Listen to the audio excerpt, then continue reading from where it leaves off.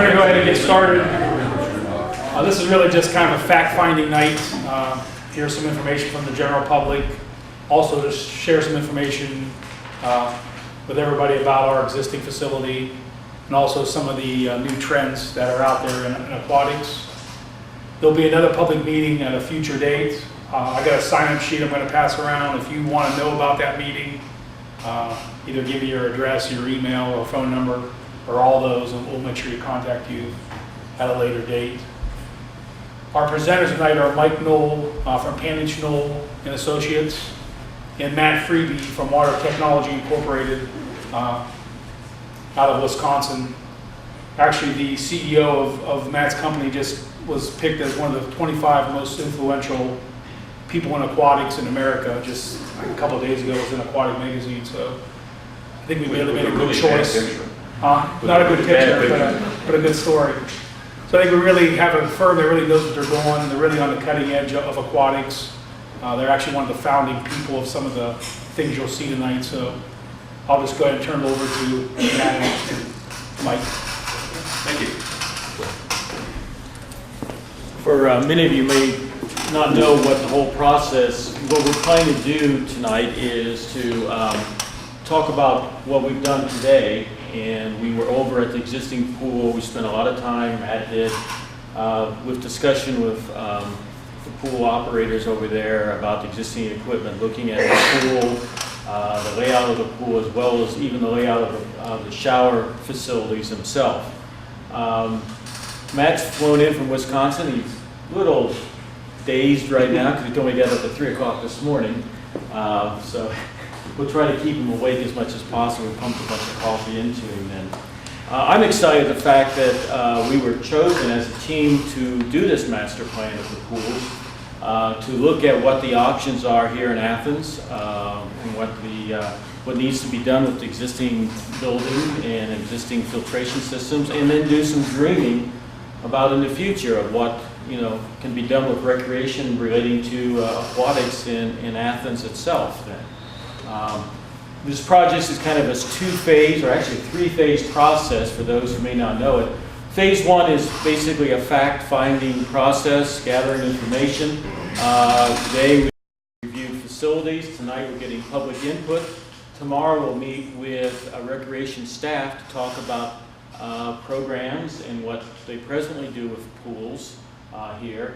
And then we will meet with the public administrators, Mayor Abel later on tomorrow, and then Matt will fly back to Wisconsin and put together a report for us. Once a written report is done, the next phase is to evaluate what is the next phase, and looking at what our options are. Maybe everything from what can be done with the existing building, existing pool, and existing equipment, to maybe even dreaming about other things that would be available both there as well as with this building then.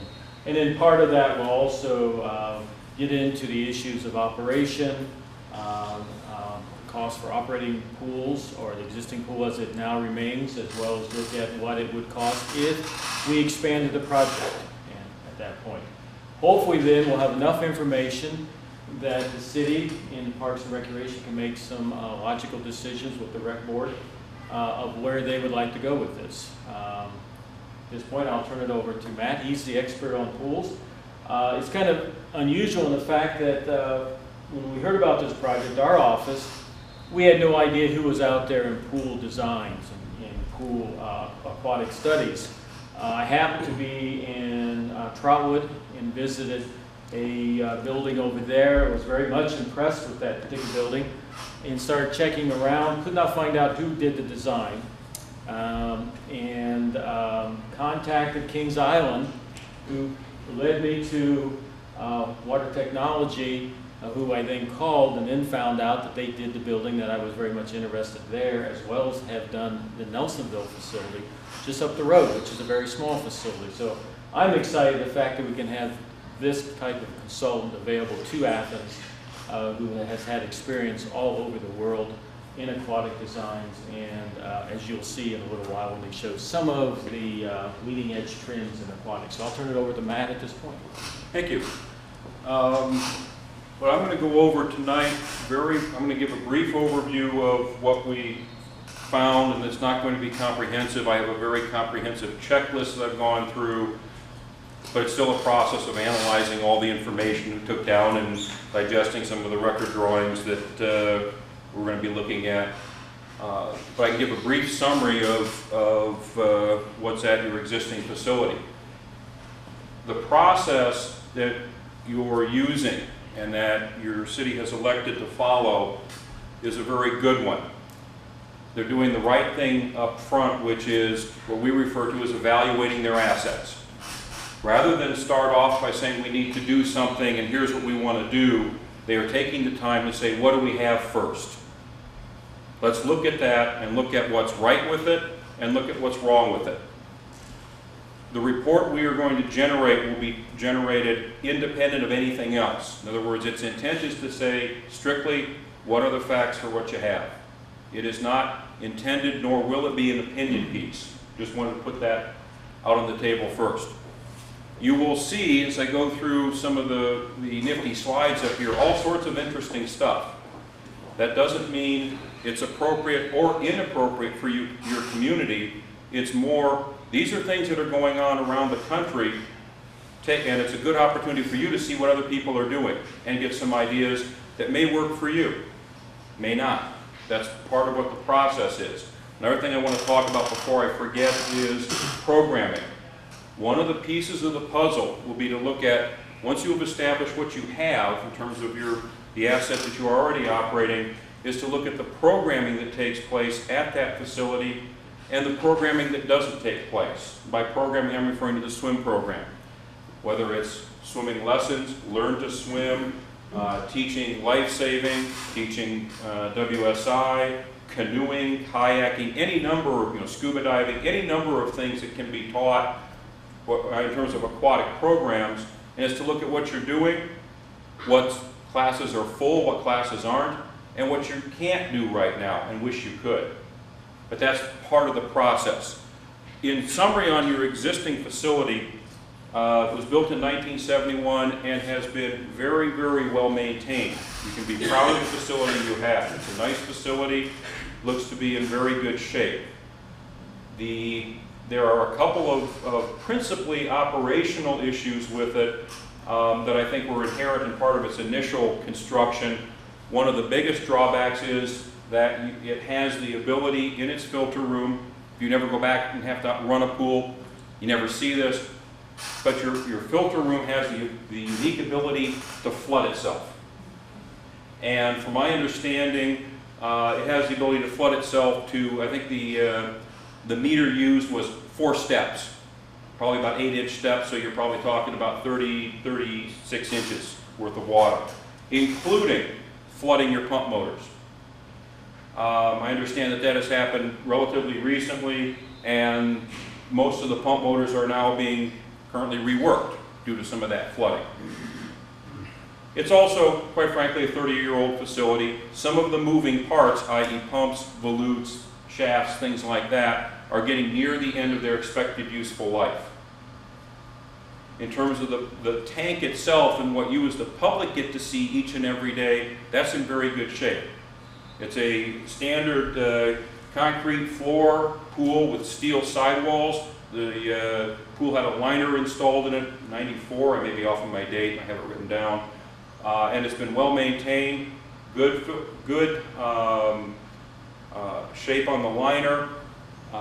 One thing that I was unable to check and that should be checked is the levelness of the gutter. I think from discussion it appeared that the gutter is providing some uneven skimming.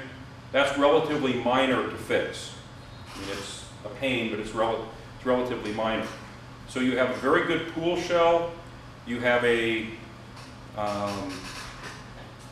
moderate and some serious operational problems in your filtration. Again, I want to go through and do some analysis on costs and things before we make any recommendation, but my gut is telling me that it's probably going to be close to time to replace the filtration on the pool, but the pool itself, in terms of its expected lifespan, you probably have, another 15 to 25 years on the shell itself. Now, so that means it's a good shape, it's a good pool. Now, the question becomes, ultimately, how do you want to use it? And what do you want to do with it? And that's part of what we're going to talk about by showing some of the slides. And that ultimately will determine what's the best way to treat your existing facility, I think, is how you want the community to use it. Any questions on the existing pool right now before I move on? And by the way, if you see something, I'm going to put up a bunch of images. I'm not going to talk about the images much. I will a little bit. If you have questions or want to stop me, feel free. I do not have a prepared speech. I can think on my feet, usually. If I'm not too tired. Please feel free to interrupt me with questions at any time. But I would, before I start showing some of these images, is there any questions about your existing facility? And is there anything, Michael, you want to add on the building? Not at this time, no. Okay. If there's no questions, can we hit maybe half the lights back there? Hopefully it'll allow you to see it. And hopefully I'll be able to get through this without actually tripping over the cord here.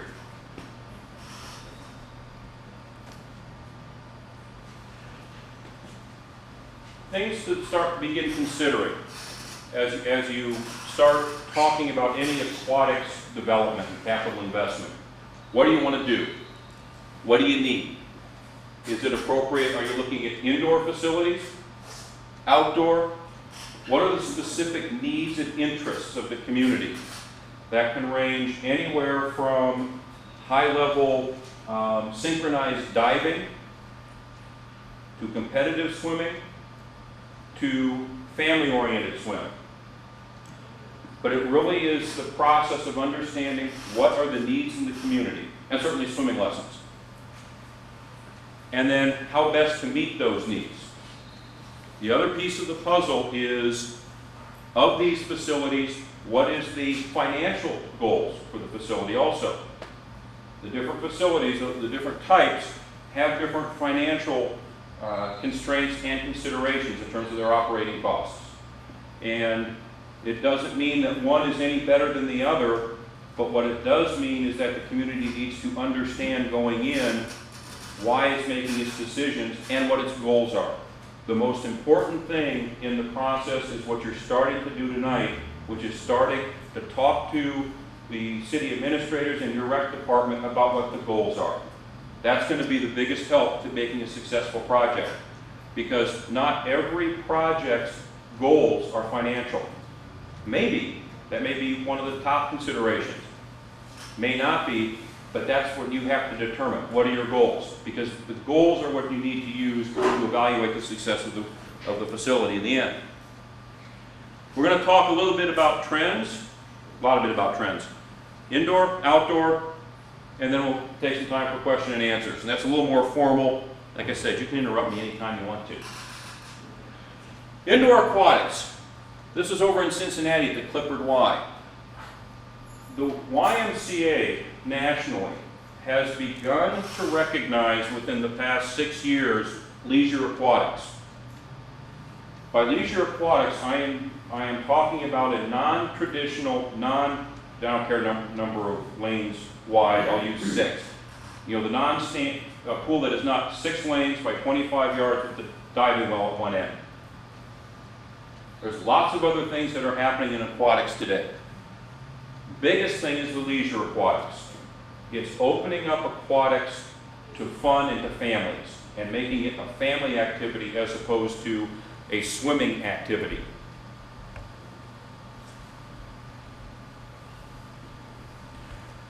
Some of those activities in indoor are things like current channels. Just the ability to have moving water or directional water. Kids love floating in that. They love trying to swim against it. It's used during during school hours, if you will, when kids aren't there, traditionally for exercise therapy or water walking. In other words, you can do resistance walking in that channel. Many times you'll see some of these rec centers that I'm going to be showing a little bit actually teamed with hospitals to provide hydrotherapy in some of these channels. In the center you have what's called a bubble bench. It's cool water temperature. It's not a spa, but it has spa jets so that you can get active water to get some massage, muscle massage in your lower back and things, but it's not the high temperature water. I want to talk before I forget about water temperature briefly. Leisure pools are traditionally warm water pools. They're usually run in the 87 to 89 degrees, as opposed to a competitive pool which is going to be running in the 84s. As a way of comparison, the highest temperature you'd run a whirlpool is 104. Okay? What are some of the components of some of these indoor leisure facilities? Zero depth or beach entry. The ability to walk from the deck directly into the pool without taking that first big step. I remember learning to swim in a 4-foot deep pool at the shallow end. And I was one of the kids that hung to the side for dear life for a long time. Again, the channel. Some of the channels are wide enough that you can put as you can see, the inner tubes. I can't tell you how many photographs we have in our office of those channels with a parent with an infant child sound asleep in their lap. Very relaxing.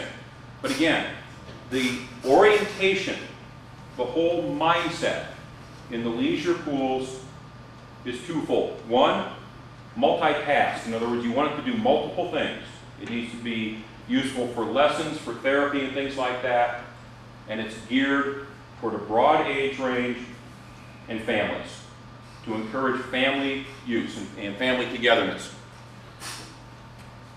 Other option is the competition pools. The traditional competition pools with starting blocks, diving. That one there happens to be 8 lanes. The timing aspect of it. Facilities today. Again, this section is on indoors. You're going to see a lot of indoor stuff. Facilities today. This happens to be Cortez out in Colorado. A competition element or training pool for lap swimming and for competition, and then a leisure component. This particular facility has a plunge area to do this for a slide, a play area and a climbing structure for kids with a small slide coming off of it, a channel, bubble bench, and then the competition pool. Again, trying to meet the broad demands of the community.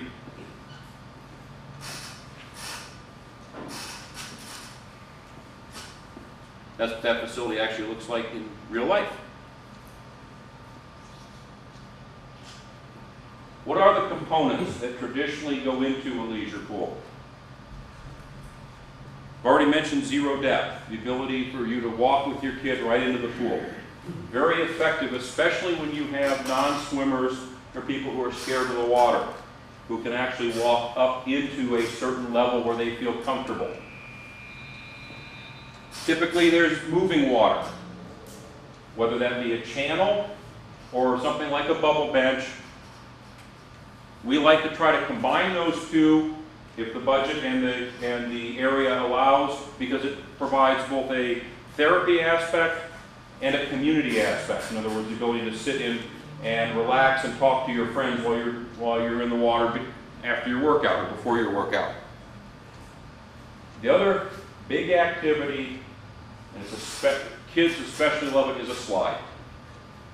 The slide is almost always tops in what you see as people in terms of use and in terms of demand. We conduct a study, a national aquatic study, every 3 years. And one of the questions, or one of the series of questions, is of facility operators, what is used? There's lots of different aquatic toys out there. What gets used? Study after study after study, it's the slide. That's the most popular thing in aquatics since the fiberglass slide has been introduced. Combination pools. I said multitask pools. Here you have an example of a leisure pool with some lap lanes adjacent to it. Combine that type of pool with a competition pool and you have a very, very flexible facility. In that, your local group can host a swim meet. Your lap swimmers can continue to swim laps. In the mornings, if you have a lot of lap swimmers, they can use the cold water pool, which is your competition pool. And if there are seniors or people who don't like the cold water, they can swim in the warm water pool and still swim laps.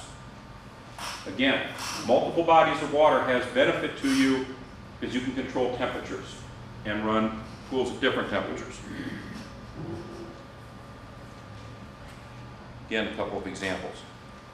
Staging levels. Some facilities we're getting challenged to try to do, especially out in the Colorado market right now. There's a lot of rec centers. What can you do better than the other rec center? What's different? In this instance, we were creating a plunge pool that when you come off of the plunge pool, you then exit to the side, but the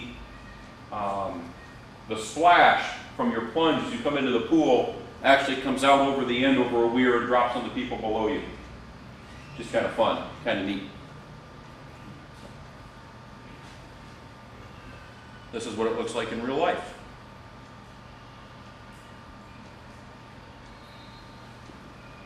Pretty good sized combination of some leisure.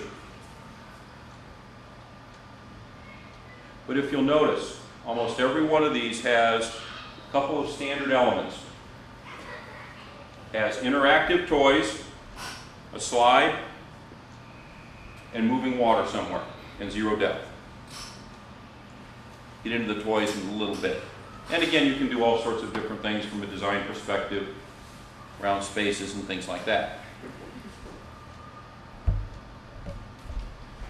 This particular project has what is probably the most popular thing in aquatics right now, which is a spray pad.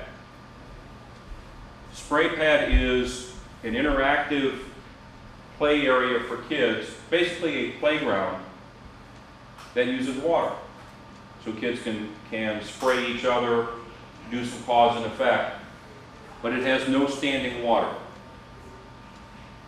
So you do not have to guard it. Yeah, no standing water. Any questions so far? That's scary. I'm going to come back to spray pads in a little bit towards the end of this. What else is happening in aquatics today and in the recreation market? Theming. Starting to create, taking rather than just a standard pool or a standard community center and trying to create an environment. Make this a special place. It's especially popular with families and kids. And just the ability to add little things like some rock work or some bright colors. You'll see some murals in a few minutes, just to make it a special place, not as cold and sterile as some of the old facilities and the way things used to be done.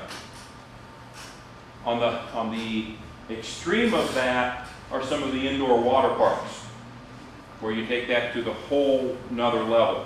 Here in Ohio, you have Great Wolf up at Sandusky. You go up into Michigan, there's 4 or 5 of them. I think Boyne's going to open this spring. One in Frankenmuth. We're doing Traverse City. You know, but those are heavily themed environments, and you pay a lot of money to stay at a hotel to use those. Some of that aspect and some of that playfulness is coming into the community recreation center. Whoops, how did I do that?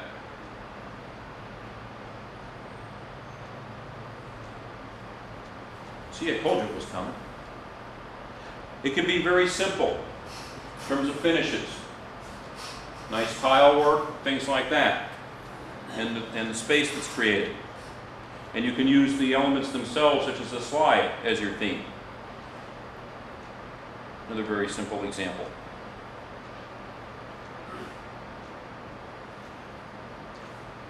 It can be done in floor patterns. Can be done in the tile pattern of the pool. Showed one earlier where we use a diamond pattern rather than a traditional lap lane to help guide swimmers swimming laps. It can be done with acoustics. These are acoustic panels that are hung a couple places in the project to help mitigate some of the noise, and it's done to look like trees. And there's murals. And you can do some pretty neat things with paint. These are some sketches that we prepared for the project. I'm sorry?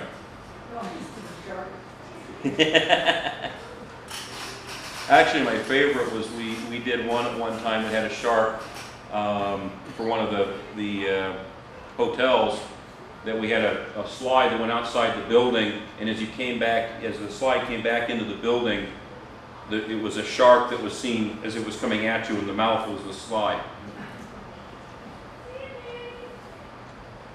It can be very simple in just the use of finishes. In terms of sizes of these things, I've shown you leisure pools ranging anywhere from about 3,600 square feet of water up to 54, and I think one of them was 6,200 square foot of leisure pool. Building sizes are roughly, in terms of the area around that, are typically about twice the area of the pool, by the time you get the deck and everything around it. Speaking rough numbers, this project I think was 2,800 square foot of water in about 5,000 square foot of aquatic natatorium. Outdoor. What's a spray ground? Some of this I've already talked about. Wet version of a dry playground. No standing water. In-ground and above-ground features, meaning some of these will be like fountains and jets that come up from the ground. Some of these may be features that are above the ground, and some you can even climb up. Excuse me. Static and sequent. The trick with any of the new and leisure aquatics, you've heard me use the term several times, interactive. What it is that it's the ability of kids to affect their environment, or more specifically, affect their aquatic toy. It can range anywhere from something very simple and very inexpensive. You put a series of floor geysers in a pool, and it doesn't take kids long to figure out that, you know, if I step on two of them, the other ones go higher. And that's about a $500 a piece item. Piping, pumps, everything. And kids love it and will play with it for hours. Actually, so will their dad, it's my case. And it can range anywhere to multi-million-dollar climbing structures. But the biggest thing is to understand, as you start looking at some of these toys, is to understand the difference between static and active. A geyser, which is a relatively static element, can be made interactive just because kids can stand on it. Some of these toys have valves that you either pull a chain, you turn, you twist, you swing, something that allows the child to change the environment, whether it's spraying somebody, whether it's dropping water on themselves. In some instances, it's a series of falls and trays where they can put little plastic dams and see what happens. But it's all about the child being able to control that environment. And they love that, and they learn from that, as opposed to static elements. Some of the static elements are things where, for instance, there's what's called a mushroom or a teacup, which is a pillar and then water just falls off of it. The kids can't control that. Now, it's neat for them to run under it and get wet, and it's a neat piece, but it's only one piece. And you need to understand how you can create things that will meet different needs in different age groups and the swimmer and the non-swimmer. Another very simple, very popular toy in a pool is a basketball goal along the side. and the ability of kids to play water basketball. That is the one thing that we found, especially in the indoor water park market, that the teenagers will do and spend hours playing with their parents in that. I'm going to show a couple of websites here, if anybody is interested, and I'll give the actual addresses here. But these are all sites of different manufacturers of slides, toys, things like that. Anybody can go out there and do a search on these and see all sorts of different play items, toys, and things like that. SES Interactive makes most of the interactive pieces that I've talked about, some of the bigger structures. Vortex makes high quality, smaller toys. Water Odyssey and Water Play are pretty much similar to Vortex, more on the static side. Whitewater West is actually located here in Ohio and is a big slide manufacturer. Again, just different places you can go and look to see what's out there in aquatics. The other thing I didn't mention on the spray ground, so I'll come back to it in a second, is controller. Small playgrounds or water spray grounds. Again, they can be very simple. It can be just simple geysers and a couple of small standing elements. One thing you can do with the smaller pieces is put them on interactive controllers. In other words, you can set them on timers so that the geysers run different patterns. And so the kids will run around trying to figure out what's going to happen next. That's a very simple, just a programmable timer. You can also set them up where you have activation bollards where the kids can go touch it and it will start a sequence. And if you have multiple bollards that you tie to each other, depending on which one they hit and in which order, you can change the sequence. And so it starts changing a lot more. And it's just a matter of how you program it and what you want it to do. Again, relatively small water playgrounds.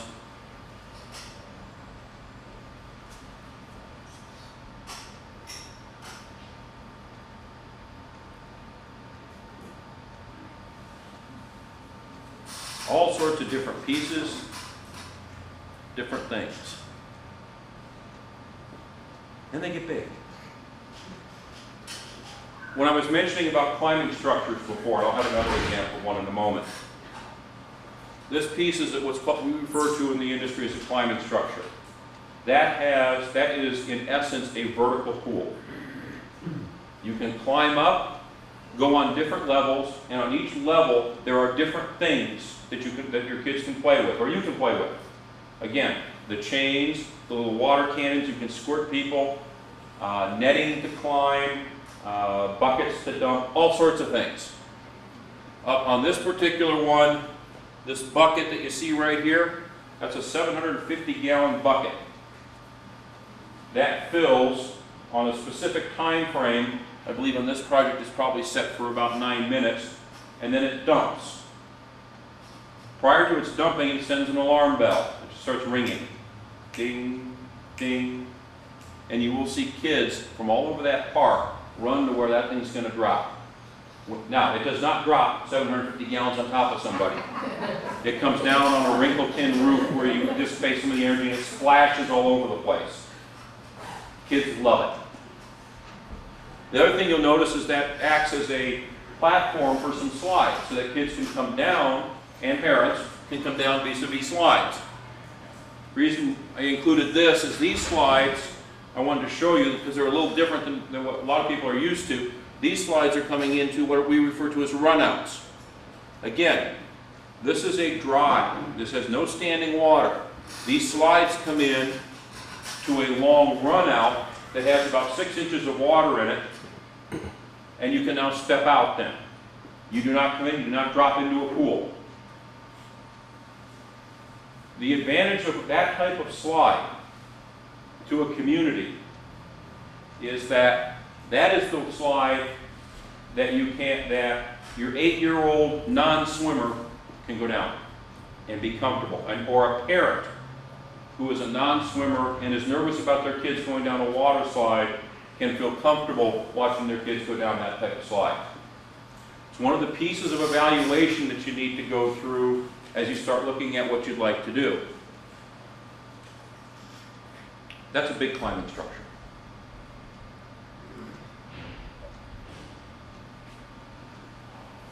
Trends and renovations. Well, that pretty much says it all.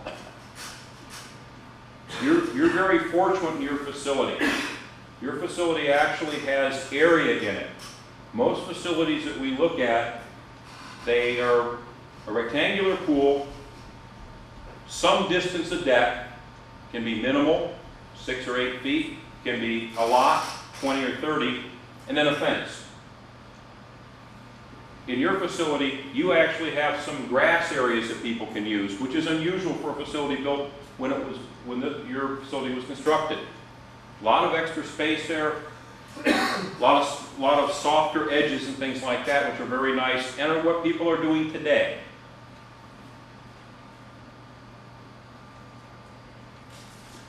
Traditional facility, what I just described.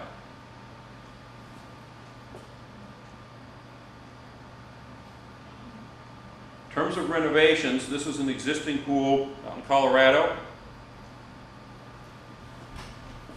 To your left, which is what was existing, to the right was a development and renovation plan. The issue for ARVADA was lack of participation. They had a facility, was running, existed for a number of years, was not meeting some of the codes, also was declining in use. They were looking for ways to increase usage. Here's what it became. This is LaSalle, Illinois. Again, very similar program issues, specifically lack of use.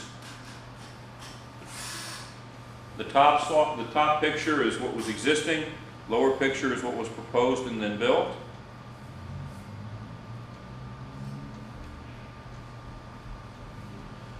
The middle slide shows what's referred to as a drop slide. I want to talk briefly about types of slides. I showed you earlier a slide with a runout. Again, it does not go into any depth of water. This particular slide, you exit the pool, you exit the slide or the flume of the slide some distance above the water. It can be anywhere from a couple of feet up to 6 or 8 feet in some instances. And you drop into the pool. These are deep water slides. They usually need a minimum of 8 feet of water. Some of the slides, some of the drop slides today actually have longer flumes where you may go up 25 or 30 feet, ride in a flume for a distance, and then drop into deep water. The most common type of water slide today is the traditional shallow water slide where you run a distance in the slide, you exit the side of the pool in about 3.5 feet of water. You come out, you drop, you may get tumbled a little bit as you come out, but you can stand up. The criteria for the slides is that the person, if it's not a drop slide, is that the person can stand up when they complete the ride. Most of those slides have a height limitation in terms of the ride. Again, is that the safety concern is that the person can stand up when they're done. Slides also have a requirement almost universally in the States that if you are operating a water slide, you will have an attendant at the top and a guard at the bottom.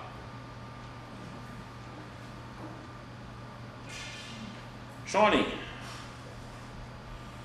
Slide to your left was the existing, slide to your right was what was, or the picture to the right was what was proposed. That's what it looked like. Again, relatively small area, but you can see a lot that was done. In the Shawnee project, I'm going to back up for just a moment if I do this right. No. Again, in the Shawnee project, the main pool, the 50 meter by 25 yard pool, was left alone. Filtration was upgraded on it, but otherwise that pool was left alone. The kiddie pool and wading pool were removed, and replaced with leisure pools, and then a little spray pool.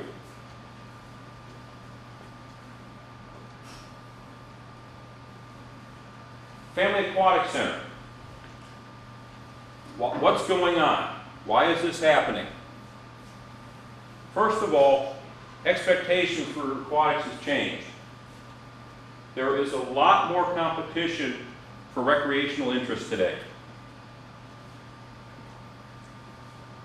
When I was younger, it was a big thing if the neighbors had, if you everybody remembers Pong, the ping pong game on the video. That isn't even considered interesting to kids today in a little handheld. I mean, that'd be embarrassing. Actually, I've heard it's making a nostalgic comeback or something. Kids have a lot more opportunities and a lot more activities and just fascinating things that they can do with their time. Families, on the other hand, are having a lot harder time getting together. It's harder for a family to take a big vacation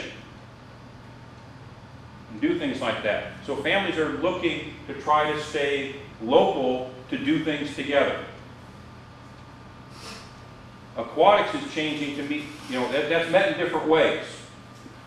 The way you're seeing it reacted to in aquatics is providing more leisure activities, family-oriented activities, things that are fun. The goals are to increase participation, decrease density. In other words, if you go to a standard swimming pool and you're a lap swimmer, in a lot of pools, unless you are real fortunate, the lap swimming is side by side. In other words, 2 people to a lane. It's real difficult to get people to circle swim, which means your standard 6-lane pool has a capacity of 12. The leisure pools, by creating large zero depth areas, slides, multiple things to do in different parts of the pool, creates a much more even distribution of where people are. You've seen a couple of aerial photographs of some of these facilities. We try to fly every facility we do twice after it's been open for a year. Try to catch them on hot days, because we use that photograph to look at where are people? What are they using? Where are they congregating? If they're congregating, what's there and why?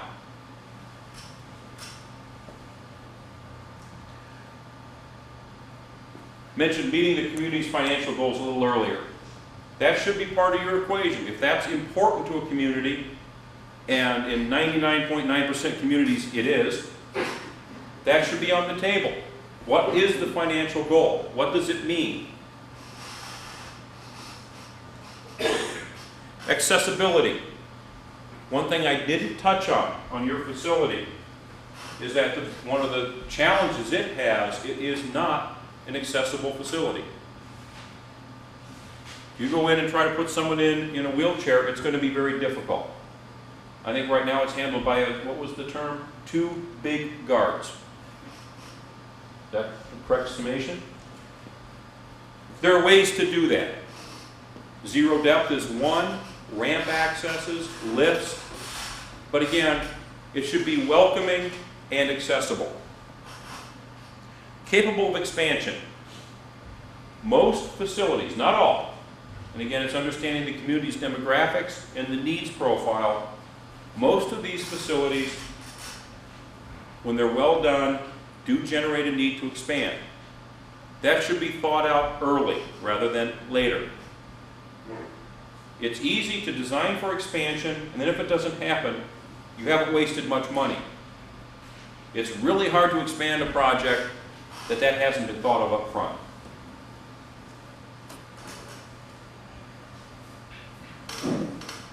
A couple of other facilities. The environment. Again, it's creating a place that families want to go, that they feel safe, that is clean, and is fun. That ties all the way down to how we design it, how it feels architecturally, how good the food is in the concessions. Do the guards smile and are they friendly? To the signage. One of my favorite ones is in a pool outside of, I'm trying to think which community it is in Illinois, that has a series of fish painted on the wall. And those fish are different heights. And what your kid is supposed to do is, and they have them labeling, tuna, shark, whatever. But then, if you want to get on the water slide, you have to be a tuna or bigger. And the kids remember that. They may not remember that they're 42 inches tall, but they'll remember that they're a tuna. Little things like that.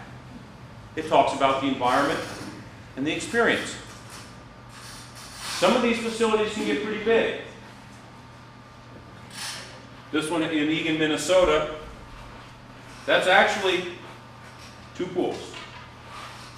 A river channel and then a multi-cast leisure pool. But again, look at everything that can be done there. You have a total of 5 slides, lazy river. You have the ability to swim laps, an interactive area, and up here, it's a little tough to see. Let me get my hand in here. Some sand play. It's outdoors, it has water, so kids can build sand castles and things and feel like they're at the beach. Very popular. Except with some of the maintenance people, because they have to pull the sand out. You put showers in between it, but you still, it's become something that gets dealt with.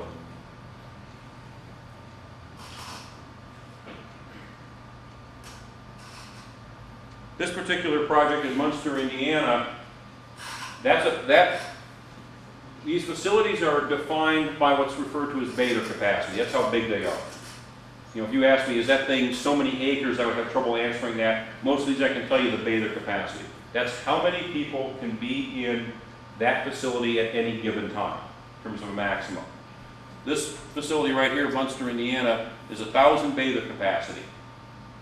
It's a nice sized facility.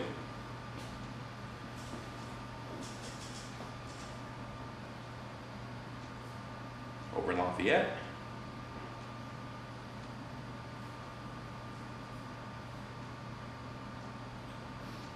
Any questions so far as I fly through this stuff? What's the current bather capacity for this pool? I don't know. That is something I will calculate. It's a good question. Bather capacity, the reason I'm ducking that a little bit is I have to look at the Ohio code for specifics. Traditionally, I would say, I would say your bather capacity as a guess is probably in the 400 range, but I have to look at the code to see what Ohio says and also whether they allow space for excess deck and for grass. Pool-wise, it's probably in the 400 range. A good day for the city pool throughout the entire day, not at one given time, would be, what, Trevor, 600 people? Yeah, that would be a big day. Like example, 4th of July, we usually calculate, and that's a freebie, we usually calculate between 800 and 1,000 people come through. So for an average day in the summer, 300 to 500 people is good. And again, we consider that a good day. And again, the thing to understand is about bather capacity is that's an instantaneous number. Okay, that's not the daily attendance.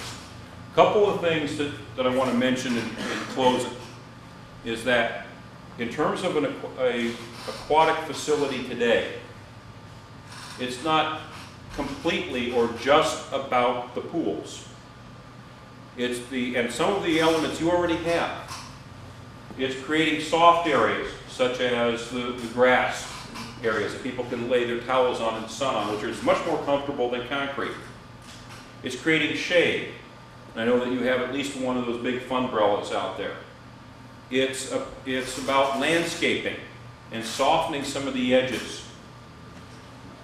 A lot of our projects, you'll see, rather than using fencing to separate areas, we may use landscaping, just to make the facility more user-friendly and softer, if you will. And then it's about sand play, sand volleyball, although that is not as popular as it used to be. But again, it's about creating a family environment. I've already mentioned good food. You know, allowing people to come in, use your facility. I don't think, I didn't pay attention to this real carefully. You know, you're already in a nice setting with your facility over here. You know, you have this very nice facility, you have a skateboard park, you have some tennis courts over there. Does the concessions in the pool serve outside the pool, or is it just in the pool? We serve outside the. You have an outside window? Yeah, but it's very, very minimal. Okay. But again, that's an advantage to you. It doesn't take anything to have the window. May just be a little bit more marketing in terms of letting people know it's available. Any questions? Otherwise, thank you very much.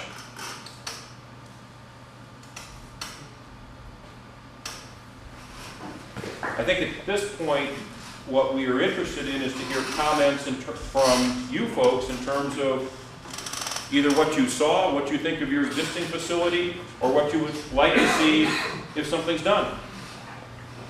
Yes, sir. We work with County Senior, we run the Athens County Senior Center. One of the things that we don't have that people really ask about a lot is a warm water pool. And I've noticed, I've been to several pools similar to what you're talking about there, and it is warm enough, you can do arthritis exercise, those kinds of things. So I think it would be something to be very well received by a lot of older adults, just because it is good exercise. And you know, your facility here was at one time heated. Yes, it was. One summer. It was an expensive heater then. One was such a cold summer, we had to heat it all the time, and then finally it was too expensive, and they didn't use it anymore. Well, and that's, you see, that's one of the things that's interesting is, you know, you want to look at your trends in terms of attendance and make a decision as to what activities, you know, would bring more attendance. And if you bring more attendance, then you can start to afford to heat the pool. But the other side of heating the pool is, I mean, I know it's expensive, no? You know, it's costly to do it. Pools are big heat sinks. But if I'm a family and I'm looking at something to do and the weather is nice but marginal, 74 degrees out, not so hot that I feel like I have to go swimming to cool off, but warm enough that I could, and I may have planned to go swimming, but if I know the pool is cold, and I gotta take my kids there, and they're gonna go like this, and I was one of those kids that did that, it's no fun. There is no enjoyment in doing that. And so, but if you can go and know that your kids will have fun because the water's warm, you will get more attendance. But it's the willingness to say, we're gonna do that. And it's the willingness to say we're going to do that even when on some days it is cold and you know that you're just throwing heat out the window. But you have to do that just to maintain the temperature. But that's a decision for the community. I'm sorry. I have a question about the slides. It seems to me at one time that the slides were kind of out, like the diving boards, because they were too dangerous. Because I know they took them out of this pool over here. They took both of them out, didn't they? At the pool over here. Well, that's because ours was old-fashioned metal slide. Oh, well, I don't know. Well, I just wondered. what you saw, to talk about slides for a second, what you saw for a while is when slides were first started being used, the first series of slides that went into pools typically were one of two things. They were standard playground slides that were just pumped into pools, or they were, the residential market was first to introduce some small fiberglass slides, but they were very much for residential use and not really appropriate for heavy commercial recreational use. And they weren't that safe. The slides today that you're seeing on these things are engineered slides that are pre-modeled for speed and rate of descent and curvature and how high you come up. I mean, they can project across a whole degree of weights. And believe it or not, they actually analyze a contact area, but they know how a rider is going to go through that slide. The other thing I didn't mention about slides, and I should go back to this one, the other function in slides, there are different types of slides. The other real popular type of slide is what's referred to as a tube slide. I'm not, every slide is a tube that goes down, a fiberglass tube, but it's a slide that you can ride in an inner tube. And the nice thing about the slides that you can ride in an inner tube is that they are consistent in their speed and their ride. If I go down a standard body flume, which is just a standard fiberglass slide, I can control my speed. I know how to do it. I can go either very fast, or I can come to almost a dead stop on a lot of slides, if I so choose. Because I know how the slide works, and I know what makes you go faster and what makes you go slower. Well, if I can do it, that means a lot of other people can figure it out. Which means that when you're running a slide, and you have a line of people, if you don't have consistent throughput, in other words, one person is sitting up and riding really slow, you have to wait till they exit to start the next rider, to be safe, to make sure that they have exited the area. In a tube, you have no control over how fast you go. The tube is a consistent ride every time. So on some of the bigger slides, you can actually have multiple people on the flume at one time, because you wait till they cross a certain point before you release, which means you have higher throughput, where there's more people at a given time. The other thing that's neat about the tube-type slide is you can take more than one person down it. In other words, an adult can go down with a kid in their lap, which opens that slide up to a broader range of people. To continue answering your question, though, the slides today are not like the ones that you took out. They are very safe. They are low-incident type facilities, with the exception of some of the bowl slides, and I didn't even show any of those today. What is the suggestion that you said that there should be a guard at the top and also at the bottom? Is that a law, a rule, or is that just a suggestion? That, in most states, is the law. I was going to say it should be, yeah. I just wondered. Yeah, I mean, I know, I'm just saying, in most states. It's not in every state, but in most states, you are going to have an attendant at the top and a guard at the bottom. Now, the other thing we try to do, in most facilities you'll see try to do this, is they will usually run more than one slide off of a platform. Because if you run pairs or even triples in most states, and some states you're allowed to run 4, one attendant at the top can control several slides in terms of releasing them. And you bring them all at the same point at the bottom. One guard can guard multiple flumes as they exit. So it's more efficient from a staffing standpoint.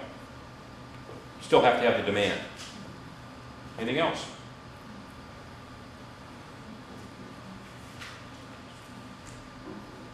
What do you guys want to see? I've talked too long. What do you think the community needs?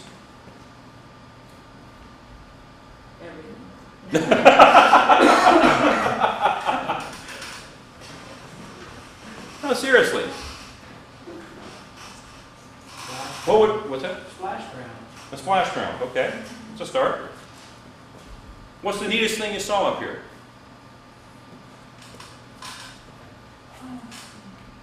The beach area. Beach entry? Current channel? It's pretty flexible, if you want to use it for therapy also. Yes, Did you ma'am. get a chance to see the Nelsonville place? I'm sorry? The Westerville? Nelsonville? Nelsonville? Yeah. I worked on it. So yeah, I saw it when it was under construction. I actually never got to it after it opened. I didn't happen to do the punch list on that one, so I haven't seen it since it's been open. I saw it when it was mud and pipe. We need a lot of things in. I mean, their pool seems, I'm from around here, so I know that a lot of the kids would purposely, their parents would take them to that pool because obviously they have facilities. A lot of nice toys. And it's not that big a facility. It's not. I still think I just don't think we can forget to have the lap and the lanes though. I mean, I don't think the whole thing can be fun, family fun, slides and everything. I think you need to have Sure. the lap, because you need to have some deep water if you're going to teach life saving.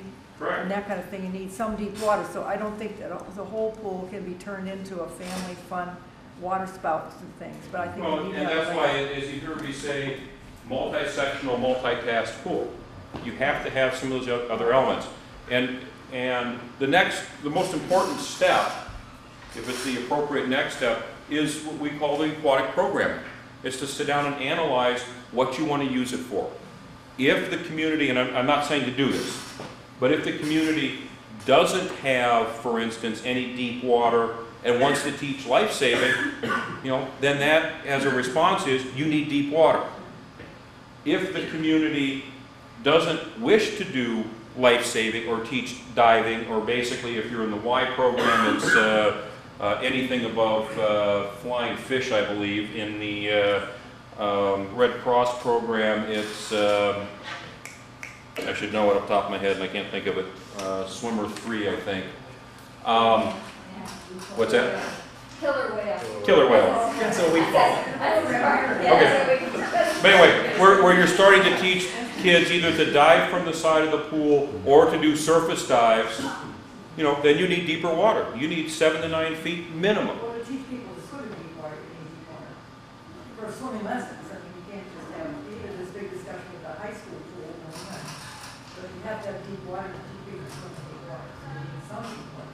Well, you can teach people to swim properly in 3.5 to 4 feet of water. I'm not talking about that, I'm talking about getting over the fear of being in deep water. Yep. You've got to have deep water in order to teach somebody that does not know how to swim at all. You need, in order to accomplish that, the minimum water depth is 6 feet, because that's here on most people.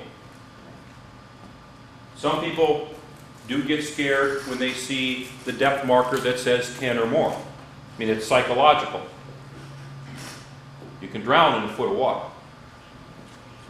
But again, learning to swim, treading water, things like that. Again, what skills and what uses? If you're going to teach life-saving and you're going to teach Red Cross life-saving, where they're still doing the releases and things like that, you need 10, 12 feet of water in order to effectively do those releases. So it really becomes a question of what is the needs of the community and how are you going to use it and what do you want to do with it? And that defines what spaces you need. For instance, on a leisure pool, if you say it's all recreation, that pool can be very free-form and it's very easy in terms or very open in terms of what you can do design-wise. The most rigid program you can give me is a high school competition pool, because it's going to be this long, it's going to be this many lanes that are this wide, it's going to be this deep here, it's going to be this deep here, and it's going to have this apparatus. That's a very rigid program. So you have to, again, it's the process of working together as a community to define what your needs are. Yes, ma'am. As far as along the lines of people with disabilities, you said that our pool obviously is too big. I'm sorry? How people with wheelchairs, Yes. people who have a disability are able to get in the pool. Obviously, our pool, as you said, doesn't have any Has no means. accommodations for someone like that. Is that obviously a huge problem as far as long as something we need to, obviously, another reason to renovate? Or? I think that any renovation that doesn't consider accessibility would be ill-advised. Yes, I think it's important. I mean, that's... ADA? Is that an issue? No, it is not an ADA issue for pools, not currently. It will be, but not currently by law, but it will be, probably within the next 2 years. Is that an expensive retrofit to ours as it is? It depends what you do. It can be as simple as, I would guess that you could probably put a lift in your existing pool for probably $6,000 or $7,000 that would accommodate one of your access requirements. But again, the law that is under consideration for aquatic recreation in terms of access requires on a pool of your size to have 2 different means of access. Those are defined, those can be a ramp, what's called a transfer wall, a lift, or stairs. You don't have any of them presently. A lift you could put in, a water-operated lift you could put in for probably $5,000, $6,000, $7,000, depending on where a water source is. Stairs, if you're willing to lose a corner of the pool, you could set stairs into it. You can purchase some drop-in stairs. Personally, I hate them because I don't think they meet the real intent, but they're sold all over the place. And then you start getting into, Miss out on currently. well, and the interesting thing is, a lot of people think when they think about pools, they think age group. I mean, that's the big mindset. Is the kid 6? Is the kid 8? Is the kid 10? Whatever. Yes, you have to respect the age groups because the age groups have different, and children have different development capabilities in terms of recognition of danger and things like that, and physical ability. But also in those age groups, within those age groups, you can have there is a big disparity in terms of swimming capabilities. Huge. I'm a former collegiate swimmer. I have a son who competes at age 7 in the 100 IM, which I couldn't swim at his age. At 5 years old, he was already on a swim team and could swim the length of the pool. My second son is 5 years old. I'm still begging him to swim the length of the pool. He can, he's just not interested. But there are other kids who are scared to get in the water. In 3 feet of water. Whereas my two boys, I watch them, again, former swimmer, former lifeguard, and I watch them very carefully, but nothing's going to happen to those kids unless something else affects them. Because they are very competent swimmers. But they have friends who they want to go swimming with, and their friends will cling to the side of the pool. And that's in a 2-year age span, that there's that big a difference. And the same thing is in adults. So it's something to think about, is that that's the one thing I think that the leisure pools have done for the recreational community and recreational aquatics, is they've opened up aquatics to a much broader spectrum than have ever experienced it before. And I think that's a great thing. There's a lot of water around. I'm from Wisconsin, a lot of boating, a lot of fishing. I can't see having kids that don't know how to swim, because they're going to be out in the water doing something at some point in their life, even if it's ice fishing. Anything else? Yes? I'm curious about the trend you mentioned about not having really a separate kiddie pool. Because I think we have a lot of parents with really young children who hang out in the kiddie pool and who appreciate having the space where the bigger kids aren't being as rambunctious and splashing around as much. And so I know when my daughter was really little, when we took her to the swimming pool at Nelsonville with all the splashing things and bigger kids, she felt intimidated by that when she was maybe 2. And what you see in terms of how very young children interact when it's more mixed into. What we typically, what you try to do as a design response is the zero depth. In most of these, as you've seen, we have a zero depth. In fact, I'll use this as an example. On this pool, this entire edge is all zero depth entry. You make it huge, and you try to put activities in areas so that there's busy areas and there's quiet areas. But the other thing we're seeing is that you don't see the wading pool kind of water like you have at your present facility. Instead of that, you may have a spray ground.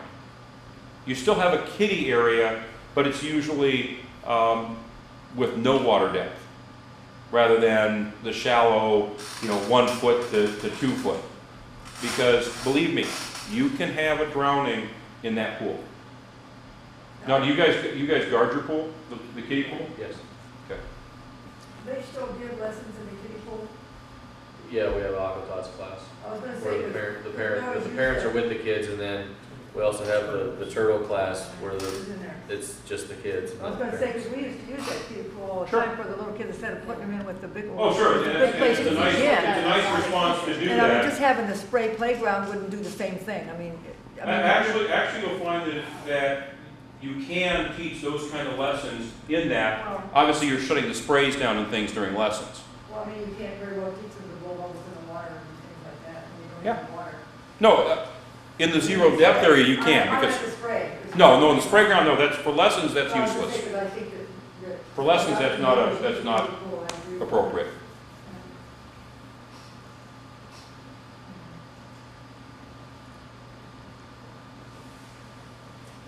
Anything else?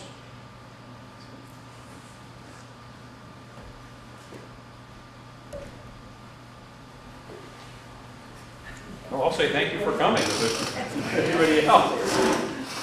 I'll be up here if there's any other questions, if you are shy and don't want to ask them out in front of everybody.